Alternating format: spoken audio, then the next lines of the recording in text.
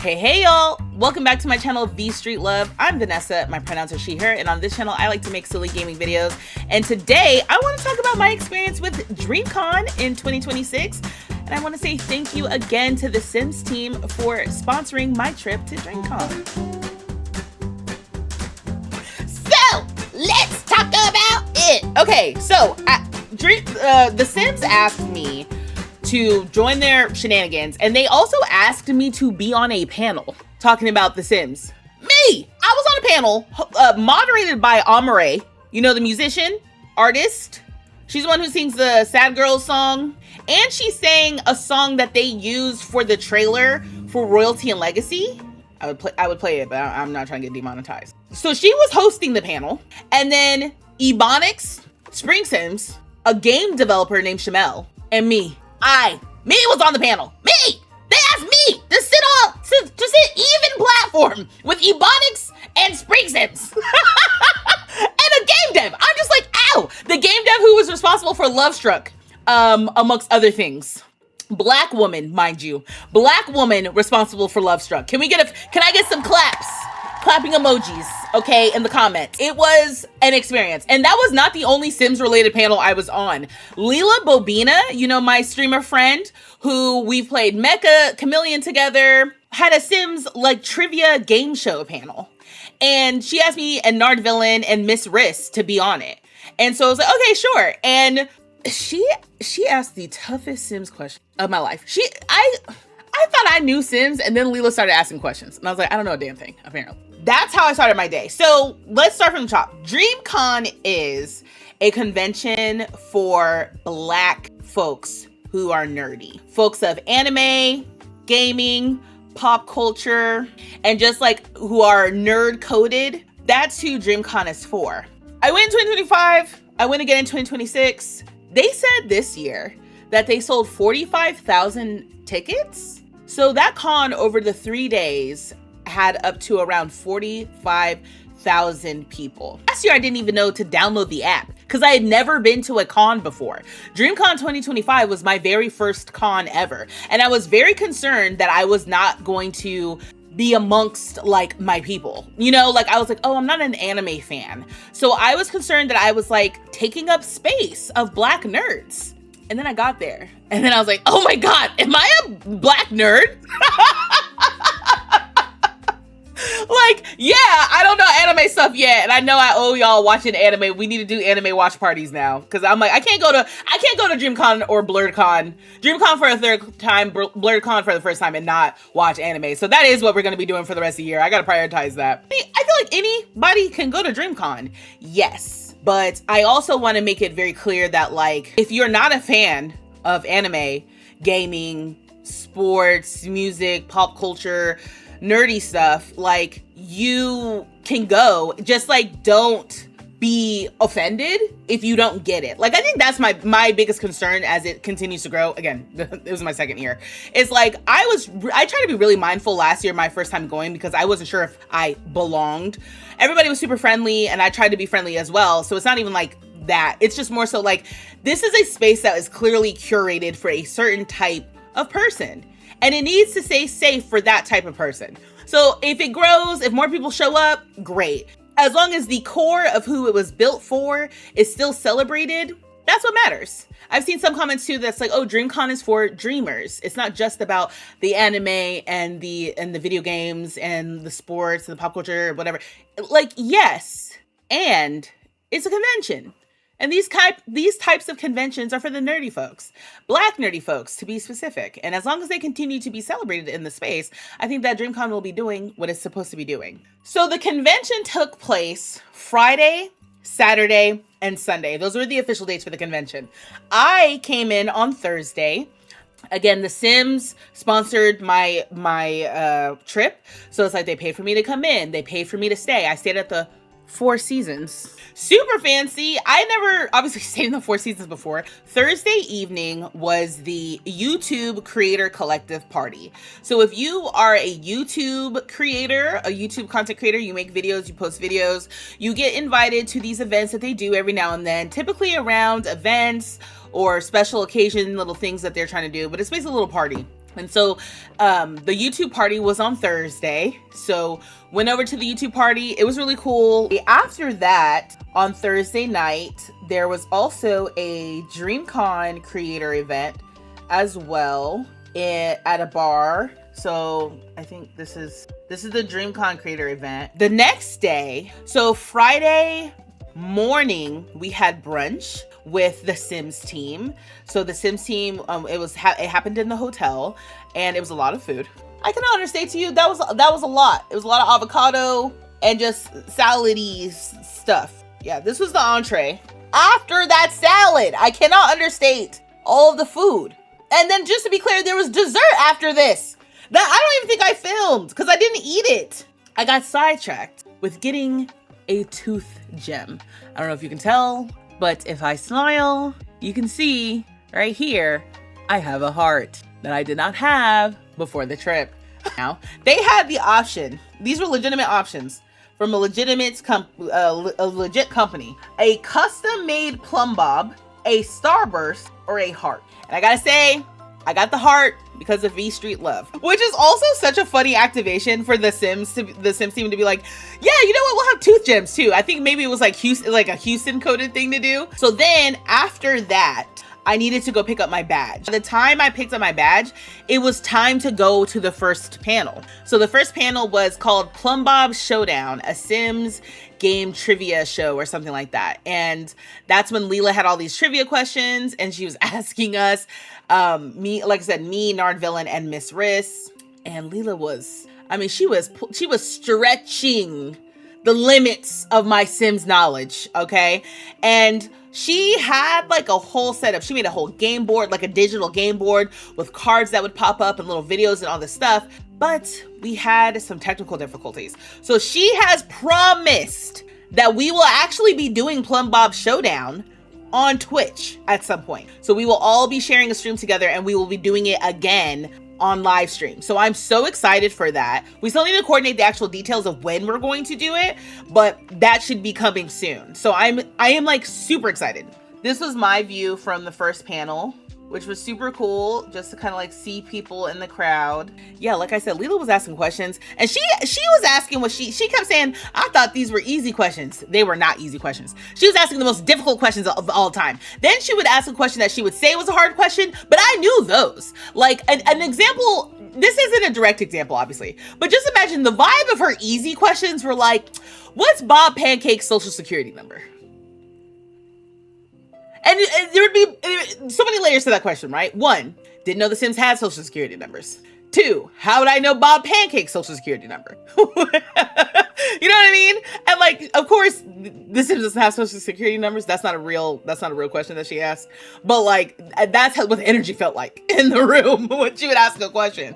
And it was fun too, because we got to do like, if we didn't know, we just asked the audience, you know? So every now and then she would ask a question and I'd be like, oh man, yeah, ooh, if I just think real hard, and then I'd like make eye contact with someone in the audience, like, what is the answer? You know? And then an example of her hard question, an actual hard question that she asked me. You ready?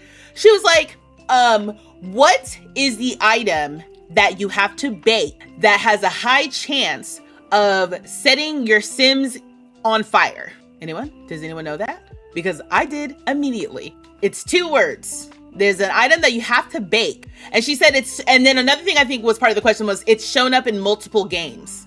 I'm trying to give you all the words that she said that I was like, yeah, I know exactly what that is. I don't need a hint. You guys have no idea? Because I knew immediately. It's Baked Alaska. And so as soon as she said that, I was like, oh yeah, baked. I know that one. Baked Alaska. I still lost. Miss Riss won.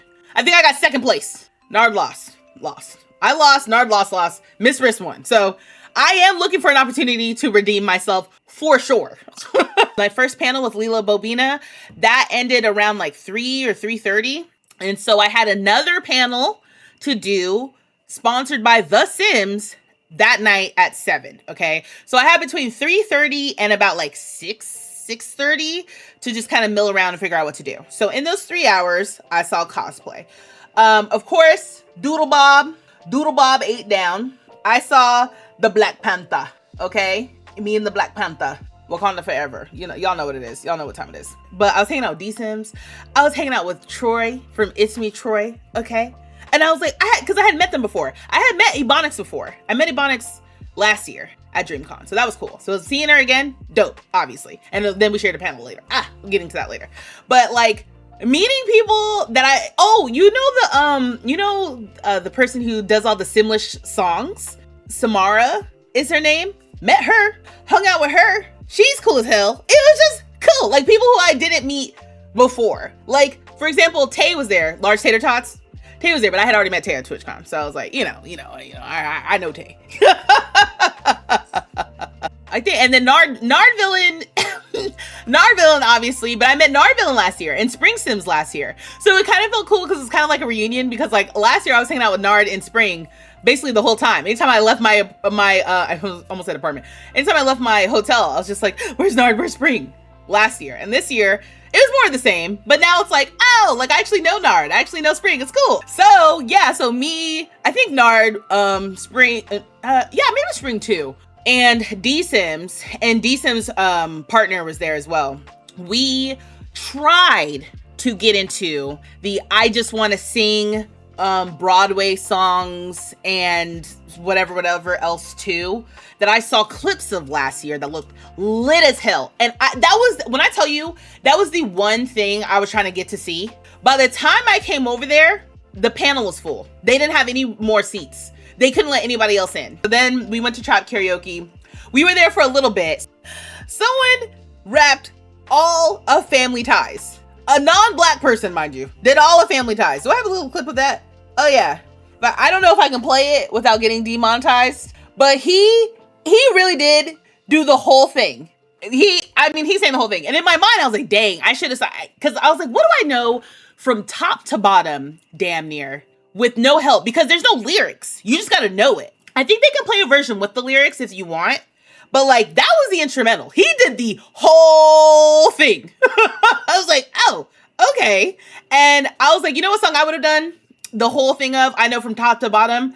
It would have either been Not Like Us. Surprisingly, I know that from top to bottom. I think 87 to 93% of the lyrics of that song. Or Hiss, Megan Thee Stallion. Same thing, top to bottom. In fact, the only thing that would slow me down with Hiss is I ain't got breath control. I feel like Mariah Carey. Got these so obsessed. My so famous might get managed by Christiana next. He can't move on, can't let it go. He hooked nose with Latina Snow. And since need make help make money, come be my hoe. So anyways, we go to Trap Karaoke. Then I think afterward we ended up going to the Twitch lounge. They were giving away little like towels and stuff. Look how cool this is. Just like a little commemorative thing. This is like super dope. So yeah, so they were giving these little things away, but there was a panel going on in there. It was more serious. Like the YouTube Creator Lounge, every time I went in there, it was more like a party, even though they did have panels that I didn't get to make it to. Then more cosplay. I'm not even gonna tell you. I only take photos of the cosplays that I know.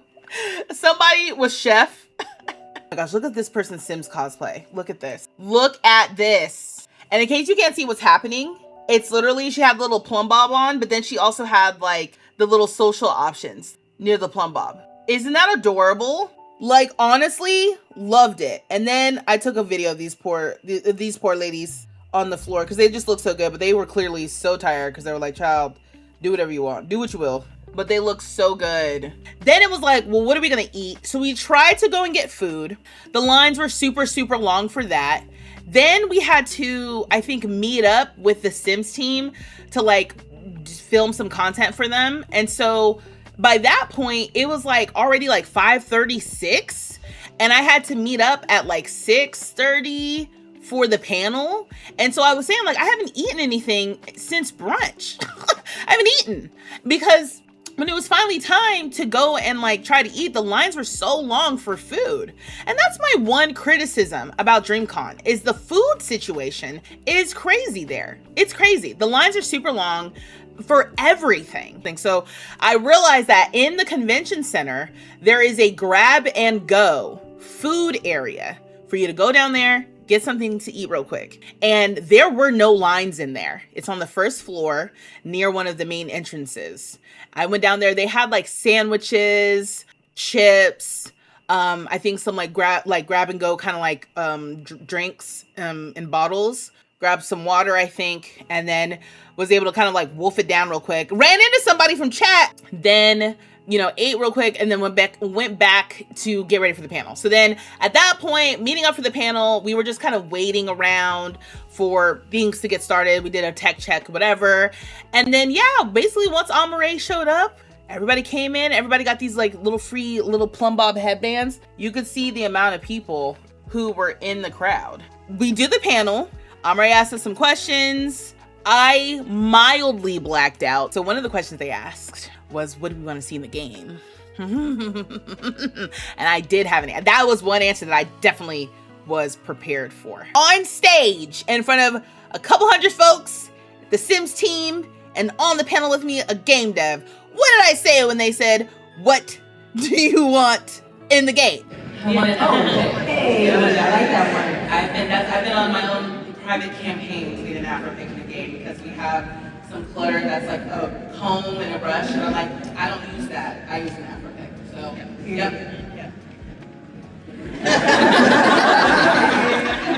I can't make any promises, but I'll let them know. Afro pick, baby! I was like, I actually do know the answer to this. And I said, I've been on a private campaign. I'm like, anybody who knows me, anyone in my chat knows that I don't want an Afro pick in the game. And then I looked at Shamel, and she was like, I make no promises. Right. The last thing I remember saying was like, you know what I also would love to see? I would love to see an Atlanta-based pack, because that's something that we've all talked about in this space as well. And I heard a lot of oohs, ahs in the crowd, because I was like, I feel like it would be a good merge of city and suburb, and it would celebrate our culture. Shamel had a great answer. She was like, I would love to see like the electric slide added into the game, because that is something that is way like Black culture coded. And I was like, dang, yeah, you know, she was on this side of me. I'm like, oh, that's a good answer. And yeah, I think some of the other things we talked about were like community.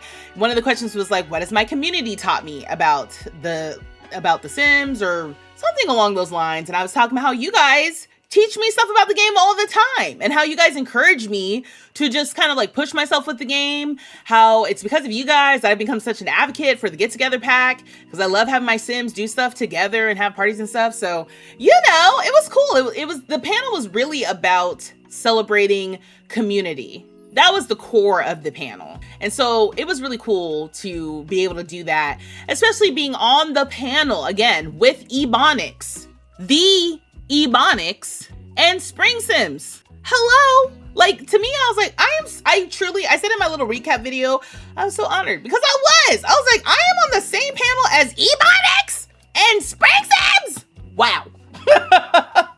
I was like, okay, dang. So that was really, really cool. And I was able to do that because you guys show up here for me, and I appreciate you for real.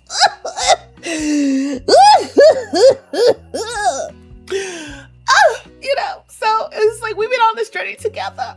But then, yeah, right after that, they got into Simlish karaoke. So it was interesting. They had like a few options to choose from that they had converted to Simlish.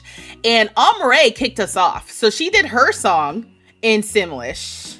And it was crazy because she was like, this is faster than I remember. But she did a good job. It was fun. It was real fun. And then after that, Samara came on stage and she did Smile. At first, when I see you cry, it makes me smile. Whatever that one is, it makes me smile. That one was a lot easier to sing along with her, Simlish wise. I think Large Tater Tots and Nard Villain got up there and did Hot in Here. It's getting hot in Heeb.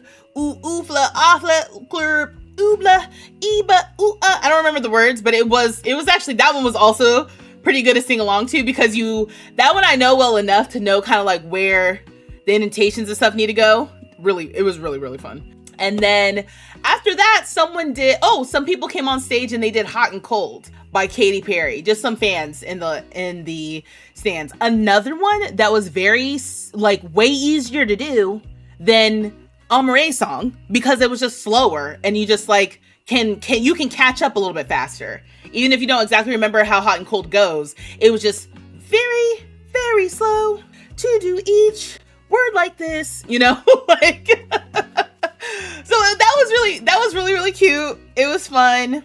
full day. And so after hanging out in the hotel, the next morning, Saturday, I had the Black Girl Gamers brunch. Getting up, I went to the Black Girl Gamer brunch. That was nice. It was also nice to meet some of the people because I'm in that group. Again, if you are someone who identifies as a Black woman, Black femme, or your gender identity aligns with being in that space, then please apply to be a part of the Black Girl Gamers group. And it's not just a content creator thing. It's literally people who are fans of gaming. So game developers, game players, some content creators as well. It's a cool group to be a part of. So I was happy I got to go to that brunch to meet some people in real life, because you guys know how it is. The thing I wish I had done differently is I wish I had gone to the brunch in my cosplay. Because I didn't do that, I went to the brunch and I was trying to be cute, which was silly. I wish I had just gone in my cosplay. I had to go back after the brunch. I had to go back to my hotel to get ready, and I was rushing. So the brunch, I met there at like 11:30, and then from like 11:30 to like 1:30. By 3:30, I had to be at the convention center to be in my cosplay to be able to give stuff out. So I just kind of was like, oh man, if I had actually put on my cosplay to go to the brunch, had brunch, I could have gone straight to the convention center and had a little bit of time to either go to a panel or like walk the exhibit floor, do something like that to just kind of like be in the DreamCon vibes. So that was one thing that I was like, oh man, I should have done that. But it's okay. I ended up going to the brunch. That was fun. Then after the brunch, I went to the hotel. I put on my Mother Nature cosplay. So I did my nails. I put the butterflies in my hair, which isn't like canon to the Mother Nature. But I tried to do her little vest, little leaf overlay thing. I tried to add some of the details that she has on it. I don't think anybody really could tell that I had green contacts in. I think my eyes looked maybe a little bit lighter. I don't know if people were really paying attention. And then I had some nails on that were like they were green with like flowers and butterflies and stuff. And then I changed my nose ring. So my nose ring was gold and it had like a little gold leaf. I had the elf ears on that you couldn't see because of my hair. And then I had little leaf earrings. Like I did a whole thing. Details that as I was doing it, I was like, nobody's gonna know who Mother Nature is in The Sims. Like generic Sims fans who've played maybe once or twice walking around on DreamCon are not gonna know who I am. I haven't sewn anything in 3 years. And I was like, oh, I'm gonna sew organza. Which if you don't sew, that doesn't mean anything to you. But if you do sew, it's like, why would she do that? I don't know. Another thing that I did was if you've ever watched a reality competition show, sometimes there will be a challenge and someone will say the line, I've never done this before, but I'm gonna do XYZ thing. And hopefully that'll give me an edge in the competition. And they always lose because they love doing some things in a critical moment that they have never done before. And what did I do in a critical moment that I had never done before? I decided I was gonna sew on some embroidery patches using the embroidery foot of my sewing machine. Now, I might be going a little bit too inside sewing terminology. If you've never used a sewing machine before, I don't mean to alienate you in this conversation, but when you use a sewing machine, there's a little attachment that determines kind of like how your things are gonna sew. You want to use the right attachment, and they have an embroidery foot, which helps you when you're trying to do kind of like free directional sewing. I've never used that before.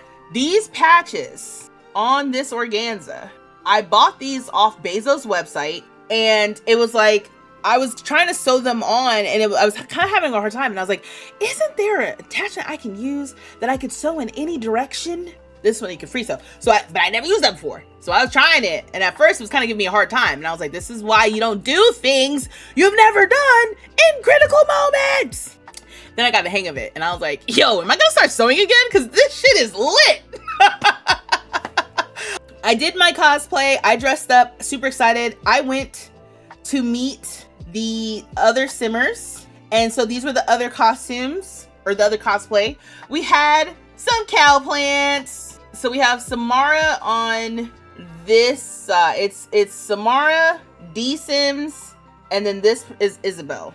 And then I started taking selfies. I took selfies with everyone just because I wanted selfies. That's Troy. Troy was Bella Goth, if I remember. Yeah, Troy was Bella Goth. And then Nard was Bob Pancakes. And then Tay was Dina Caliente with the blonde wig. And I think she had blue contacts in. It was crazy. I was trying to do a thing where I was trying to pretend like I was Mother Nature turning people into fairies. So I did a little thing. And then this. And then that's Maya. She works on the Sims team. Okay. And she was dressed as a burglar, but then I put some fairy wings on her. I was like, hey, can you do this for me real quick? And she's like, yeah, sure. Oh, and then there was somebody else too who was dressed as a fairy already. She was so cute.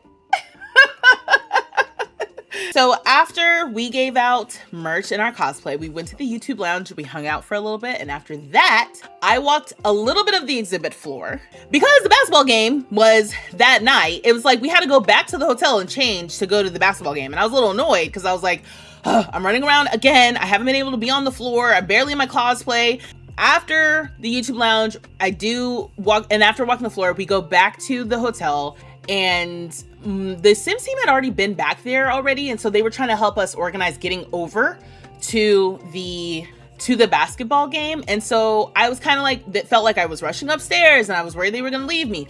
They weren't gonna leave me. At this point, anxiety had taken over. You know what I mean? Like, by this point, I was anxious and aggravated. So I go upstairs and I change, and I'm like, kind of wish that I could just sit down and do nothing for a second, but I didn't feel like I could do that. Turned around, came back downstairs, and of course they were waiting, and it was fine. And we called some Ubers. We went over to where the basketball game was taking place.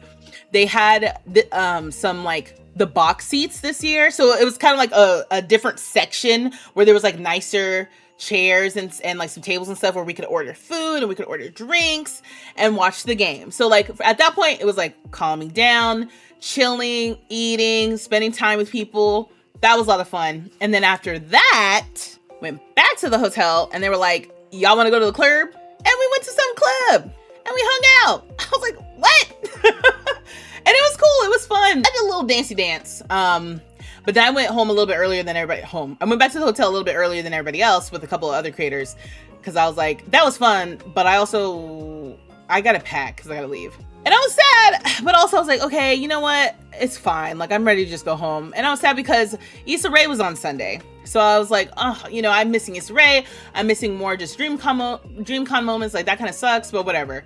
I get back to the hotel. It's like 1 or 2 in the morning at this point. Pack up my stuff, go to bed, kind of wake up at the time I'm supposed to leave.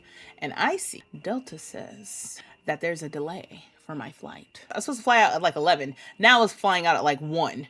And then Delta, whenever they do that, you get the option to reschedule your flight for free. So once they were like, your flight's delayed, do you want to rebook for free? I was like, hell yeah. And I rebooked. And so instead of flying out at what was supposed to be 11, ended up getting pushed to 1, I was able to fly out at 6.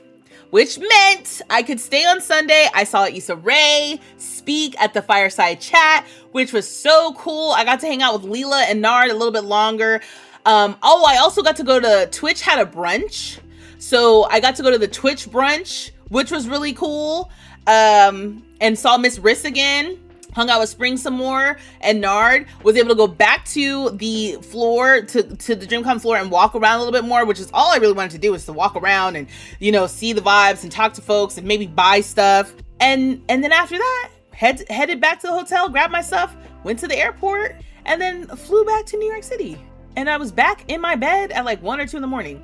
And that was DreamCon. Again, thank you to the Sims team. Thank you to the Sims team. I know I've yapped a lot about it, just like what happened. Now, there are a couple of just things I want to just talk about related. So, someone brought up earlier, man, I would wish I had more friends who were into this sort of thing. I would be so intimidated to go alone. I think DreamCon should do not calling it a singles mixer, but like almost like a solo mixer. With cruises, there's always like a singles like thing that they do for people who join the cruise by themselves, so you can meet other people who came alone. I think DreamCon should do the same thing. There should be some sort of little panel or just little hangout area for people who come to the con by themselves. Because I think, based on what I've seen online, there were several people who went alone. And I totally would encourage you, if DreamCon is something that you would be down to go to, but you'd be a little bit nervous about going alone, to go alone. Specifically if you're a local, like if you're in Texas or the Southern Texas area, you could go for a day trip. Or if you're in Houston, for sure, if you have no one to go with, go by yourself. For sure, because the barrier to entry of going and hanging out is way low. You get to meet people. When you go to panels, people are so willing to talk to you. If you've never been to a DreamCon before as well, there's a whole thing, like a culture around never having been to the con before and just meeting other people who've never been to the con before. So if you are in Texas, and if you're within like a few hours drive of Texas or of Houston specifically, and you have no one to go with, go to DreamCon alone. Go for at least a day by yourself. Now, if you would be traveling to the con by yourself, I get it. That's super intimidating. When I went to TwitchCon in 2025, I went by myself, and I was super intimidated. I gave myself all kinds of pats on the back for being a brave human being and going alone. Okay? Now, when I got to TwitchCon, it worked out because, for example, I was hanging out with Nardvillain a lot. He was cool. He's a cool guy, and he just knows people. So then I was linking up with his people, and next thing you know, that's how I know Miss Duchess, who I was just playing Mecha Chameleon with. That's how I know Miss Duchess. That's how I know Leela Bobina. That's how I know Asmara. Like, it's from going to TwitchCon alone and just linking up with people while I was there by myself. So I know from personal experience that going to these cons, super intimidating if you're going by yourself, but you can leave with lasting friendships. So if you have the financial way to support yourself to get to the con, if you're doing like, you know, the weekend trip by yourself, to buying your ticket, your travel, and your accommodations, and being able to pay for yourself to eat while you're there, if you can financially support yourself to do that by yourself, I still highly recommend you go to DreamCon and just, you're going to be scared. You're going to be nervous. You're going to be like, oh, but I don't have anyone to go with. And I promise you, you will find other people to like link up with and be able to just kind of like do stuff all weekend with. People are like way open that way. Additionally, I would suggest you doing different things to put yourself in a position that you can find other people to go with. So for example, like I said, if you're a Black woman or a Black femme or someone whose gender identity aligns with being in those spaces, I would suggest you try to apply to something like Black Girl Gamers, because there were Black Girl Game BGG members who went to DreamCon this year, who you could be, you know, making relationships and forming connections with BGG members to be like, hey, do you want to go to DreamCon? And in fact, because I was at the BGG brunch, there was a couple people at the brunch like, y'all want to go to BlurredCon? No, it wasn't BlurredCon. It was Berlizzi's ball. We were talking about going to Berlizzi's ball, and I was like, I gotta check my calendar before I commit to that. But even still, like being in that space, somebody was like, you want to go? Let's plan on going together. So right now is the time to start putting yourself in these spaces with people who want to do stuff like that. I mean, even for example, being in my chat, right? Like if you guys are super cool and chat together and like start talking outside of chat and being like, well, I kind of want to do this. You want to do this too? Like that's how that actually naturally, I want to say matterizes, like matures. Like when you're in these spaces with people, do not be afraid to try to make the leap from being like online friends to in-person friends. It's scary. It's intimidating. I know it's intimidating. I empathize with you. But what is, in my opinion, worse than like the fear of showing up to the con alone is the regret you have because you were too scared to go. Because I'm seeing a lot of people being like, oh man, I wish I would have gone to DreamCon. Yeah. And I know I was there. I'm like, it was a time. There's still stuff. I had to get over the fact that there is still stuff. 2 years now. I've been to DreamCon 2 years in a row, and there's still stuff that I didn't see. Still stuff I didn't see that I'm like, damn, I still didn't see the dodgeball tournament. I still didn't go into the card game room. There's people playing spades. I still ain't seen that with my own eyes. And I've been there twice. So there are all kinds of stuff going on. And that's just DreamCon. There are related parties and things that were happening that I didn't go to. I was gonna go to a party. And then I just last minute was like, I'm not going to a party. So I'm just saying, like, the fear of going by yourself is legitimate, and I want again to acknowledge that the social anxiety was high.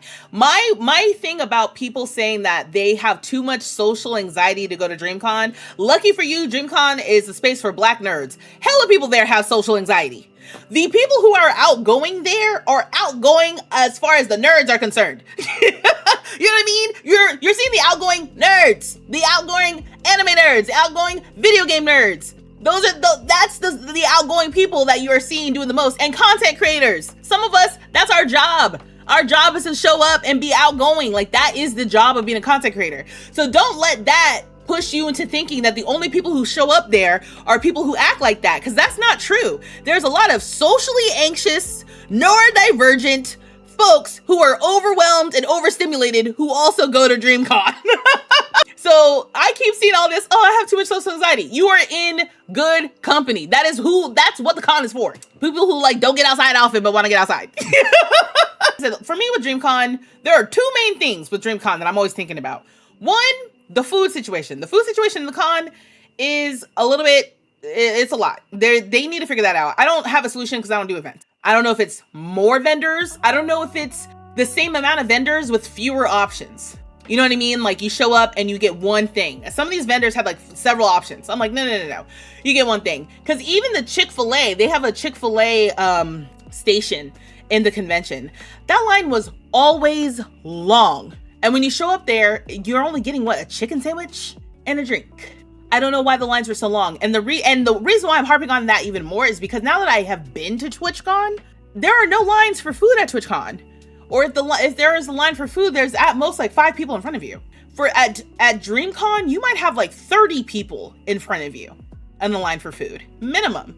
And it's like, what are we doing? This is a convention. Why isn't there more food? Now, this was my same critique and my thought process last year, because I was also like, listen, DreamCon is great for blurs, for Black nerds. DreamCon culturally is very straight. It's very straight.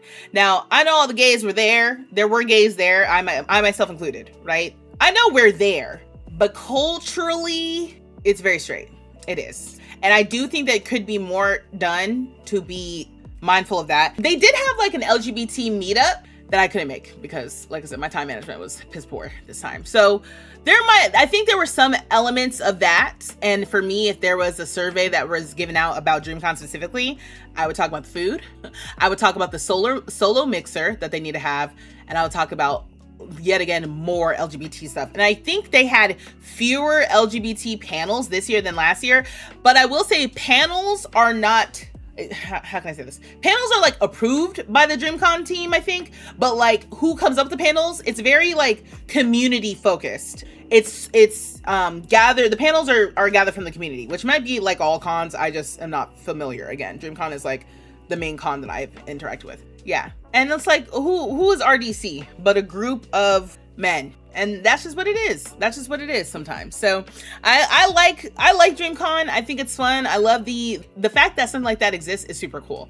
But it does make me want to explore other spaces like I did last year, of like other places where I also might fit. Like there's FlameCon apparently, which is like an LGBTQ con, like anime con, which I'm like, oh, that seems cool. I might go to that. It's happening in New York. I'm trying to go to spaces where I already fit. You know what I mean? So my half nerdy ass showing up somewhere, gentrifying a space, I'm not trying to do that. And then when I did walk the exhibit floor and the artist alley floor, I literally said, I was like, the only thing I'm looking for is stickers and earrings. But I got these little Queen of Heart earrings. I was like, oh, these are cute. I got these lesbian heart earrings. They had different flags too, which was really cute. And I bought these and I was like, these are awesome. These are just cool because they're like pearlescent, like a purpley pearlescent. I like those a lot. And then it was like buy one for however much money or buy 4 for a deal. So I bought a 4th pair that I don't think I'm gonna keep. I think if my sister-in-law wants these, I'm gonna give them to her because she's kind of like, she likes the spooky vibes. Like I said, I do recommend it. I know that my criticism is honestly around the LGBT portion of the welcomeness that is DreamCon. That's my only, which is, I'm like, that's a big deal. But if you're I don't know, if you're used to being around straight folks, it's fine. Would I go to DreamCon 2027? Yes. Would I recommend that you go to DreamCon 2027? Yes. Another thing I would say is, if you have been to DreamCon and you want to get more involved, consider applying to be a panelist and put on a panel. If you have never been to DreamCon and you're afraid to go by yourself, go by yourself, especially if you're close to that area already, which is Houston. If you're close to Houston already and you can drive, then just take a day trip. You don't even have to like worry about staying in a hotel or something. You definitely should go. See at least once. And if you are not local, you have a year to start finding some friends who will go with you to DreamCon. Do not let the fear of going by yourself keep you from going at all, because it is a vibe. It's a cool thing if you've never been in a space like that. DreamCon is a cool place because it really is all different ages, from people bringing their kids. So if you have kids who, I would say, oh gosh, I mean, I saw a video of someone, I don't know if you guys saw the video of all the different Spider-Men, and then they had like some baby in there that was like 2, you know, who was also dressed as Spider-Man, and everybody was hyping the baby up. Like, you know, people were bringing their little kids. So bringing your kids who want to see, you know, there are some scantily clad folks in different cosplays. So as long as you're okay with that, with bringing the kids around, I would say it's like family. It's not family friendly, but it's not family friendly, in my personal opinion. I would say that anyone from the ages of like 12 and up, for sure, especially if you have kids that are like part of a fandom, that's a great place for them to kind of like peek around. But I would say the average age, if I had to guess, was like college age, more or less a little bit college age, maybe a little bit older. And then I'm in my mid 30s. So I think there were some definitely folks in their late 20s, early 30s there for sure. There were some folks in their 40s. I think some folks in their 50s, but I would say the average age is probably like early to mid 20s, if I had to guess. If you could create your own panel, what would it be? I thought about this. One of the ideas that I had was, if I had to create my own panel for DreamCon, I would think to do a panel that was about balancing content creation with your day job. And if that's something that you are interested in or that you are trying to do, I would want to talk about actual tactical ways to prioritize content when you have a day job. I would want to talk about, you know, strategies to help you avoid burnout. I think that would be one thing I would do. And then, you know, also I would also want to maybe host the solo mixer that I'm talking about. If you came to DreamCon solo dolo, you know, let's do some, like, what's the word I'm looking for? I'm gonna call them appetizers. What are they called? Icebreakers. Yeah, so I would definitely, I'm like, oh no, we should do the solo mixer. And then also, like, I'm like, should I, you know, try to do an LGBT mixer next year? Like I said, the content creation with the day job. And I'm trying to think of anything else. I'm like, what else would I love to see, discuss, or feel like, because I think the other part with panels is feeling like being an authority to discuss. One of the panels that I did not actually attend, it was called Black Nerd Magic: The Integration of African Spirituality and Nerd Culture. Oh my gosh, guys, when I was at the Black Girl Gamer Brunch, I met one of the writers for South of Midnight. Hello? I was like, oh my God.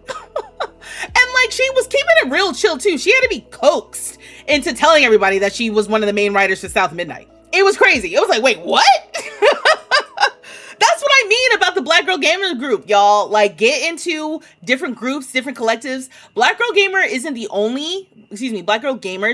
only group like that. There's other game groups or different collectives and things like that. I'm telling y'all, just Google some different collectives. So like, if you guys are concerned, like I said, if you're concerned about going to DreamCon alone, you have a year to find other people who you can get to know and figure out who would be willing to go with you to DreamCon. Like, don't let being alone stop you. And even if between now and next year you haven't been able to nail down a group, DreamCon is the kind of place I believe that you can go and you can find people, you can get to know people, you can forge those connections in person to like push those relationships. But I'm gonna think about it, because now I think I'm at the point right now where I'm like, I think I'd like to have a panel.